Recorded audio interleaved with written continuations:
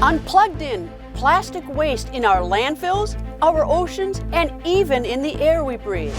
Tiny plastic fibers from everyday products are making their way into our food, water, and air supply.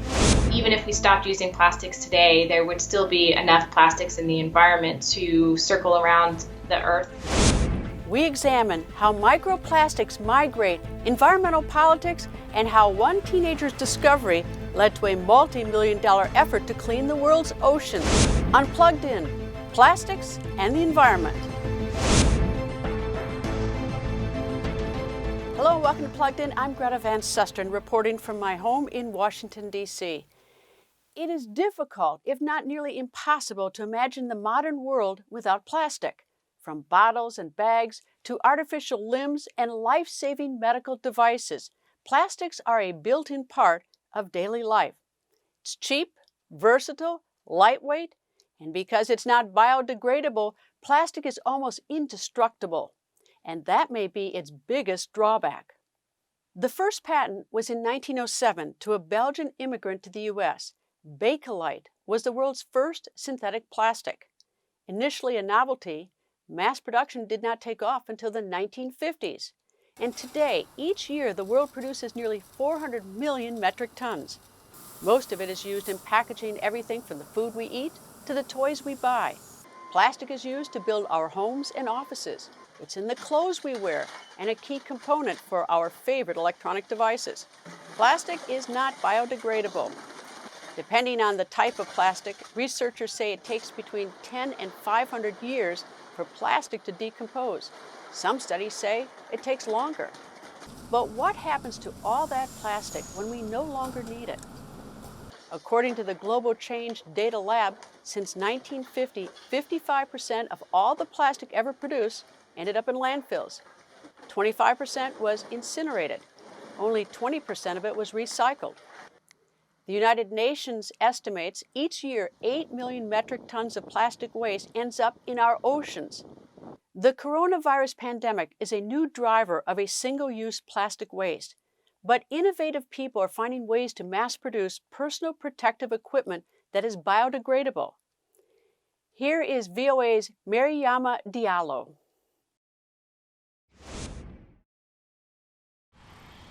Discarded plastic gloves tossed by the roadside and filling bins are a reminder that the COVID-19 pandemic isn't over. As countries try to protect their citizens, demands for PPE has gone up exponentially. I think all of us are very aware of this massive ramp up in plastic production that really is in the name of COVID-19. And one of the major uses of that has been to create plastic PPE. Sean Sutherland is the co-founder of the group A Plastic Planet.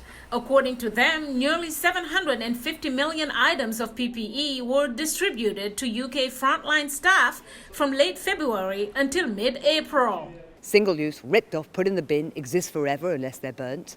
We need to replace those with something that's much more nature-friendly. As shown here, using materials other than plastic, Real Brands, a sustainable packaging firm, has recently started producing more than 1 million visor units a week since the beginning of June. Ian Bates, a company co-founder, explains. It's made entirely of compostable and sustainable material. So the visor, the clear part, is made of wood pulp, made from trees.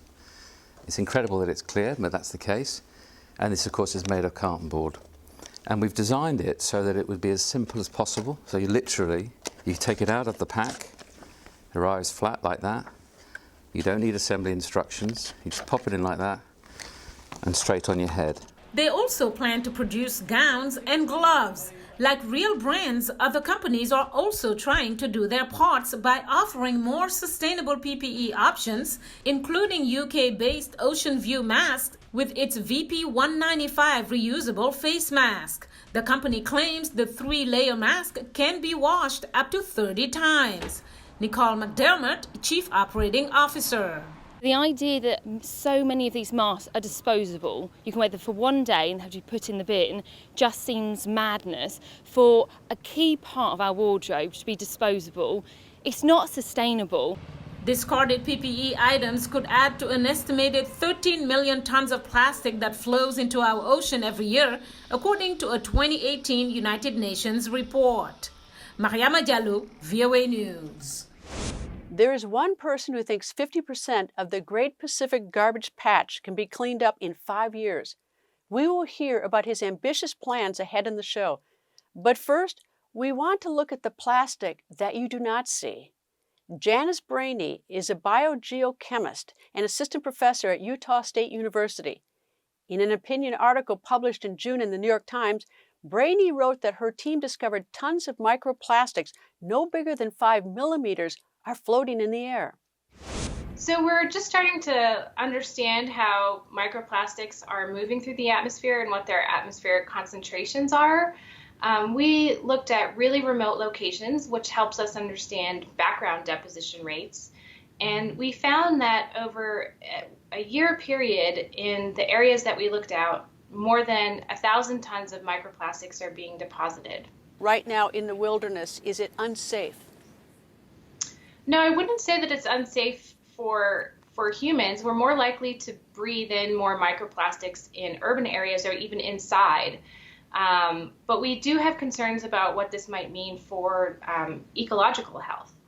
Is there one product that seems to be the worst offender? I mean, we've seen way too many straws or clothes. I mean, and that may not be fair to any particular manufacturer, but is there a product that seems to be the one that keeps showing up as one of the big problems?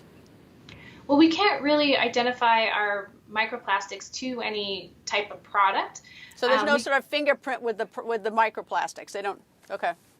No. About 70% of the microplastics were fibers that we identified as probable clothing fibers, so polyester and nylon. Also some polypropylene and PTFE. And since they're secondary plastics, we don't know where they came from. We did have about 30% of our particles were microbeads. So these are primary plastics, although we don't know what their use was. So these seem to be a lot smaller than the microbeads that were used in cosmetics. These are between 5 and 30 microns in diameter, so a little bit smaller than what's been used for personal care products. But they do seem to be potentially related to paints or coatings, which might use microplastic beads to create texture or different types of visual effects in the paint. Although we're not sure that that's the main source. What are microplastic beads in cosmetics? What are they? So they've been used as for abrasives, basically, so to exfoliate your face or clean your teeth. So they add a bit of roughness to the cosmetic to help exfoliate. The beads that we saw were in all colors of the rainbow, and also silver, black, gold. We saw just about every color you can imagine, and they were mostly smaller than what we were able to identify using the instrument we were using. But the ones we did identify were acrylic, and this is one of the reasons we started to think that this might be paint. And a little bit of internet sleuthing, the manufacturers of these kinds of microbeads cite paints and coatings as one of the uses of these beads. I mean, isn't it inevitable unless we stop using plastics that we're going to have this? Yeah, so I think for some time, because what we're likely looking at is decades of mismanaged plastic waste is what we're seeing in the atmosphere. Even if we stopped using plastics today, there would still be enough plastics in the environment to circle around the Earth and through the atmosphere. I think that that we need plastics for some really key reasons, for medical applications, for example. But I think that we could all do a little bit better in how we make consumer choices, and also how we manage our waste, not just at the personal level, but at the government level. It's interesting. As I talk to you, I realize what a potentially big problem this is. One that's one you can't see because it's microplastics, and I'm deeply involved in following legislation here in Washington D.C. and see what's going on. But I have never seen any attention to this particular problem, which now makes a lot of sense to me as a real problem, just as plastics in the ocean does. So I think that microplastics are very tangible in the sense that even if we can't see them, there's a lot of very poignant imagery of microplastics in organisms and in unnatural environments, or looking unnatural in natural environments. And I think that it can really speak to people, and they can relate it to their daily choices. So I think this is why some activities or some campaigns, for example, to reduce straw usage, or the microbeads in cosmetics. I think some of these movements have been very effective for that reason. But what we're seeing in the atmosphere is mostly clothing fibers, and it's likely that a lot of emissions come from roads. And so I think different kinds of consumer choices and management strategies are needed to sort of limit these kinds of emissions into the atmosphere, and maybe some new technologies that can help limit shedding from clothing or different types of clothing material. So who is producing all that plastic waste? There's no question that the United States creates more plastic waste than most other countries. Most of America's plastic waste either stays in landfills, is incinerated, or is recycled. But much of the plastic in our oceans is the result of what is called mismanaged waste. It flows out of landfills and into regional waterways that flow out to sea. A 2015 study by the American Association for the Advancement of Science found that China was responsible for nearly 9 million metric tons of mismanaged plastic waste. About 3.5 million tons wound up in the ocean. Indonesia, the Philippines, Vietnam, and Sri Lanka round out the top 5. In the United States, the Environmental Protection Agency is tasked with implementing policies to protect human health and the environment. Christine Todd Whitman led the Environmental Protection Agency under President George W. Bush. She's also former governor of the state of New Jersey. I asked Governor Whitman what motivated her interest in the environment. I live on a farm, and I grew up on the farm. And when you grow up on a farm, you see the very direct relationship between human activity and what happens in the environment. And I had parents who were very, very committed to the outdoors and always said, always leave a place better than you find it. We spent a lot of time outdoors. I spent a lot of time on the river fishing and doing all sorts of things. So the outdoors was part of my life and my upbringing. And then as governor, particularly, this is the most densely populated state in the nation, New Jersey, and yet it's done some extraordinary things. We have actually, on a percentage basis, we have preserved more farmland than any other state in the nation. But as you drove around, certainly when I first became governor, it was very obvious where you saw the development happening. It was on farmland because that tends to be flat and easily drained. So we did a lot to protect farmland and open space, and it's part of our quality of life. And Mother Nature does a much better job of cleaning the water and cleaning the air than any plant that we can construct, and does it much less expensively. You're a member of the Republican Party. You have been. We have a Republican administration, but I know that you're at odds with the Republican administration now.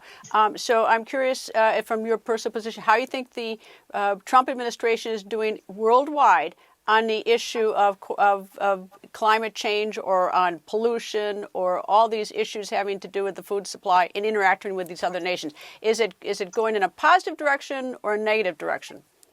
I'd say a very negative direction, because we're just not engaging at all. I mean, we've gotten out of the Paris Accord instead of trying to work with it to make sure it was what we wanted, or we could live with it and change it if we needed to change it. You've got to be engaged, and this administration is not. And the problem with that is, Greta, China is. I mean, we're cutting back on our science. We're cutting back on the research and development. They're starving EPA, NOAA, all the scientists throughout the administration. They're starving them for money. And yet they've got a road and belt project, which is their big development project that's taking them. It's the old Silk Road, but it's getting them into countries from going west all the way across the continent there. But they have the same thing digitally. they're working on science. They have put enormous amount of money in that, where we're now way, way behind. And that's a dangerous place to be. I think if the Trump administration were responding to you, it would say, look, we have to take that these regulations, these rules are putting a foot on the throat of America's economy, and that, we've got to take care of the Americana. In addition to the coronavirus, we've got other issues. And so that's why I think that they want to relieve some of the regulations to make the economy more robust. Is that not a fair assessment? Sure. No, I think you're right. That's what they're saying. But as I mentioned before, we have we have the facts of how that's just not the case. That is really overlooking the ingenuity of American business and our ability to compete. I mean, let's just take their rollback of the Safe Drinking Water Act, basically to enable the coal companies to keep going. Coal's dying not because of environmental regulations. Coal's dying because of fracking and cheaper ways of producing power. That's an economic decision being made by the utilities. And yet what this administration has done is now said that the coal companies can dump their tailings, which are highly pollutant. They're full of arsenic and lead, all sorts of things from the coal mines right at the edge of water sources. That's not going to bring back coal mining in those areas in the hollers in West Virginia and in Kentucky, but it can poison the water of the people who depend on that water because they have wells. It seems to me that what would be a huge boost to the whole world, especially nations in Africa where they have so much sunshine, is if we could figure out a way to store solar energy. I mean, the storage thing would be leaps and bounds helping us. Absolutely. I mean, these renewables are great, but they're still peak shaving, meaning they're only on when the sun is shining or the wind is blowing. And they need to be base power, always on. And there are lots of things we can do, and people are working on it. But again, the government has to say, this is an important thing we should be doing, and help letting the scientists actually start to look at this stuff for those reasons. And we're just not taking it as seriously at the federal level as we should be, and sending that message that we can be a leader economically doing this, because this is the way the world is going. Is it too late? We've talked about the air, we've talked about going all around the world with this pollutants, but is it too late? I hope not. I would say no, it's never too late. Look, the climate has been changing since the Earth was formed, and we weren't around to mess that up always. But it's very clear that our activities is exacerbating, making much worse that natural trend. So we need to take responsibility where we can for that, because it's in our best interest to do it. And we can do that and continue to grow the economy. We can start investing in some of there's so many exciting new technologies, new ways of doing things that are coming along, that I think we can do this, but we have to take it seriously. And unfortunately, that means it has to come from the top. It sends the message, this is important. It's a little bit like I would argue with the pandemic. We've needed from the very beginning someone saying, this is what we know, this is what we don't know, these are the minimum things you have to do, but keep a consistent message out there so that people have some confidence that what they're hearing or being asked to do will actually make a positive difference. It's not just plastic waste that is endangering our planet. Other pollutants and rising ocean temperatures threaten our fish and seafood. In the blue waters near Hawaii, warming waters are fueling the growth of an invasive type of seaweed that's choking off marine life. Here is VOA's Arash Arabasadi. Beneath the surface of Hawaii's blue waters lurks a menace swaying in the currents and choking life. I think what makes this really concerning is that it's very rare, it's very alarming to find that there's something that is behaving like an invasive species. Allison Sherwood is chief scientist of seaweed study at the University of Hawaii. She says in 2016, researchers from the National Oceanic and Atmospheric Administration discovered small clumps of a new alga they'd never seen before. This is a nuisance seaweed, and we don't have a name for this alga. That's rare. You don't typically find something coming into an environment and causing this level of alarm and simply not knowing what it is or where it might have come from. Sherwood says the discovered seaweed overtook parts of the reef by 2019, and NOAA's Randall Kosaki warns invasion could suffocate other waters as well as local industry. If something like this got back to Waikiki or anywhere in the main Hawaiian Islands, it would be a ecological disaster, but also an economic disaster. You can imagine what that would do to tourism, to have an algae like this overgrowing the reefs. Without controlling its spread, the new seaweed could deliver a major blow to America's 50th state, where tourism drives nearly a quarter of the economy. Meanwhile, rising water temperatures around the East African Seychelles archipelago contribute to low oxygen levels that threaten fish when they're most at risk as embryos or newborn spawn. The reason for them being sensitive to temperature has to do with the provision of oxygen to these organisms.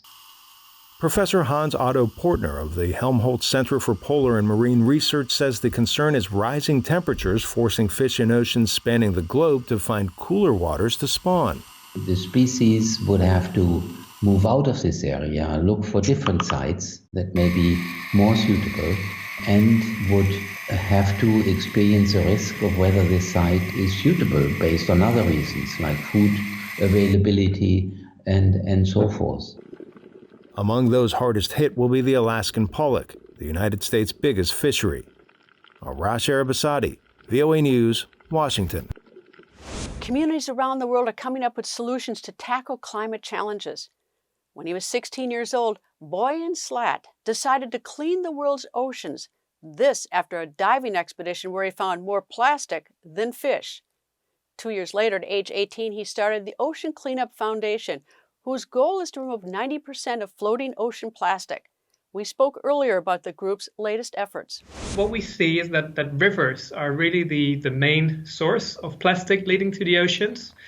We see that 1% of rivers are responsible for about 80% of all plastic leading to the oceans. So what we thought was, well, if we want to stop more plastic from going into the ocean, why don't we put systems in the mouths of those rivers to, using solar power, catch the plastic and really stop it from reaching the oceans. What do you do with the plastic once you have collected it?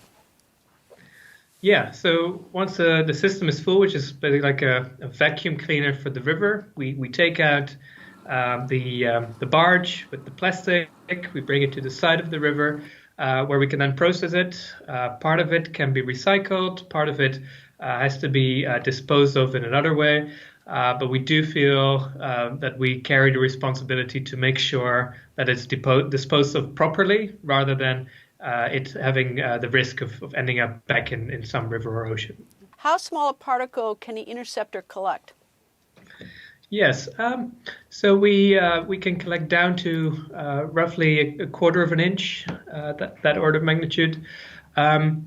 What's I think important to note though is that most of the microplastics that are currently in the oceans actually used to be larger objects before they ended up in the ocean. So when the fragmentation process of these big objects to microplastics usually happens over the course of decades, really, in the middle of the ocean. So in rivers, you don't really see that much microplastics. Of course, they are there, but the vast bulk of the mass is still large objects when it enters the oceans.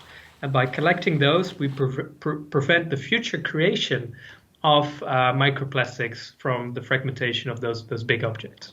You know, this obviously I think it's a great idea to protect the oceans from the plastic getting into the ocean, but we've got also a second problem, a pre-existing problem. We already have plastic in the ocean, like the Pacific Right. garbage patch is about 3 times the size of our state of Texas. Do you have any sort of idea or solution or method to sort of collect that plastic? Well, it's glad you asked, because actually, that's really the other side of the equation of what we're trying to do. Yes, we need to stop more plastic from going into the oceans. I think the interceptors will help. I think there's a lot of other great initiatives on that side as well. But that still leaves the legacy pollution of 60 years of plastic that has already accumulated in the oceans. Of course, most famously, the largest accumulation is between Hawaii and California, Great Pacific Garbage Patch. So really over the past few years, in parallel to what we're doing on rivers, we've developed what we call an ocean cleanup system, which are systems that we actually put in these garbage patches to use the forces of the ocean to allow us to really collect that plastic that's already in the ocean. And last year we had the first success there. We had a system in the patch collecting plastic, and now we're working towards preparing to really scale this up in the coming years. Are you finding that there's a lot of enthusiasm for this? Yeah, so I think yes and no. I think on one hand, what we see is the companies and the partners, the governments that we've worked with have been really receptive, have been really great partners in intercepting plastic in the rivers where we are already active. But I think still more can be done to really show what's possible to the other governments and organizations that aren't yet involved. And that's what we hope to really achieve in the coming year. And I think that's something that you right now actually are helping with as well. Is I think the more people know about this, the better, and really demonstrating that, say, the next 10, 15 interceptors work really well and really solve the problem for that city or country. I think that's what's required to really make this scale around the world. Before we go, a few moments to remember the life of Congressman John Lewis, a civil rights champion. He died July 17th after a year-long battle with pancreatic cancer. Here's VOA's Chris Simpkins. We cannot give up now. We cannot give in. A leader of the modern-day American civil rights movement, John Lewis worked closely with the Reverend Dr. Martin Luther King Jr. and was the last surviving keynote speaker from the 1963 March on Washington. We shall splinter the segregated South into 1,000 pieces and put them together in the image of God and democracy. We must say, wake up, America, wake up! Lewis gained national recognition 2 years later when he, along with other voting rights demonstrators, were beaten by police in Selma, Alabama. The 1965 incident, known as Bloody Sunday, triggered a national awakening to end racial discrimination. We were beaten, we were tear gassed. I thought I was going to down this bridge. Months after the violence, Lewis stood next to President Lyndon Johnson when the landmark 1965 Voting Rights Act was signed into law. It was a crowning moment for Lewis as the legislation outlawed discriminatory voting practices that kept African Americans from gaining political power. The Act of 1965 freed and liberated so many people. In 1986, Lewis began his own political career after being elected to the U.S. House of Representatives from Georgia. Called the conscience of the Congress, Lewis fought against income inequality and for criminal justice reform and gun safety. We cannot continue to stick our heads in the sand and ignore the reality of mass gun violence in our nation. In 2011, President Barack Obama awarded Lewis the Medal of Freedom, the nation's highest civilian honor. Right before New Year's Day 2020, the veteran congressman announced he had stage 4 pancreatic cancer. While under cancer treatment, he returned to his native Alabama to commemorate the 55th anniversary of the Bloody Sunday March, refusing to let his grave condition hold him back. I'm not going to give up. No. I'm not going to give in. No. I'm going to continue to fight. We need your prayers now more than ever before. Let's do it. We can do it. Selma is a different place. Chris Simpkins, VOA News, Washington. But we can make it much better. That's all the time we have. My thanks to our guests, former Governor Christine Whitman, Professor Janice Brainey, and Ocean Cleanup's Boyan Slat. For the latest updates on these stories and more, please visit our website at voanews.com. And don't forget to follow me on Twitter @Greta. Thank you for being plugged in. We hope to see you again next week.